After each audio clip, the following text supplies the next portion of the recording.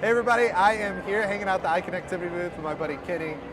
Kenny has the greatest, before we get into the video, I just gotta say, I looked at his name tag, No Sleep for Robots LLC. Like, well, if you're gonna make an LLC, you gotta come up with a good name, right? That's awesome. So Kenny, tell everybody what you do if you don't mind, and then we'll get into what I wanna talk about. I'm a musical director and producer slash, but I also, I travel and work with Wiz Khalifa and Pink Sweats and a few other artists. And when you're out on the road, are you playing an instrument? Are you doing playback? What's kind of your role typically?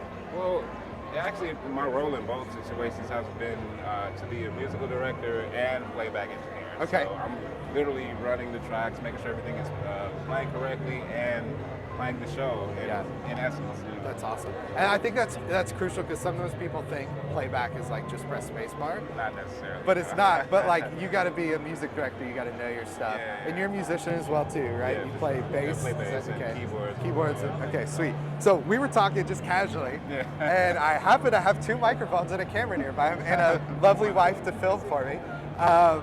But we started to talk about the importance of flexibility and preparing for flexibility.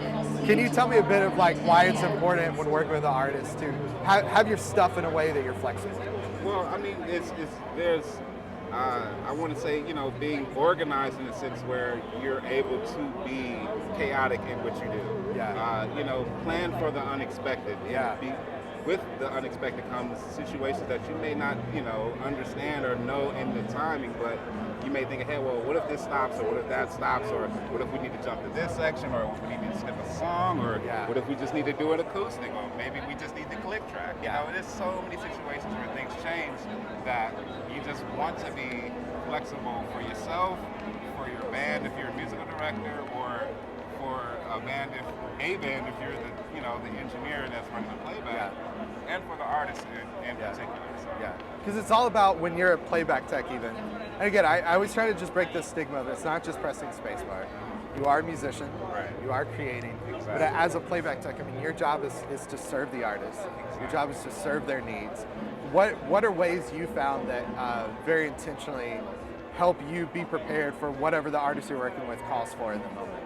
Well, for me, lately it's been knowing as much as possible beforehand. That's great. Whether it comes to knowing the artist's songs, their lyrics, to knowing the breakdown of the music, knowing to, if you rehearse with the lead in and you got to remember to mute it when you're about to play back the show. Small things. So it all depends on what you as an artist or as the director or as a musician running it or the tech, whatever the case may be, you need to do. So it's just, in my opinion, you just gotta be flexible. That's really, really good. Okay, final question. What do you wish you knew when you got into doing this, that you know now that you're like, I can never do what I'm doing without that? And I know that's a really easy question, but. I mean, actually, it's a really hard question because learning from you, bro, honestly, like I've learned so much that I wish I knew in the beginning that I know now. Like, for example, Simpy, I thought it was the hardest thing in the world when I first went into it until I watched one of your videos. And then it was like, oh my God, what have I been doing this entire time? So it's little things like that I say, that I wish I knew in the beginning. That would have made it easier for me dealing with, lighting directors and things of that nature later on. Yeah, that's awesome. Kenny, thank you so much, bro. This has been, appreciate you, brother. This is awesome.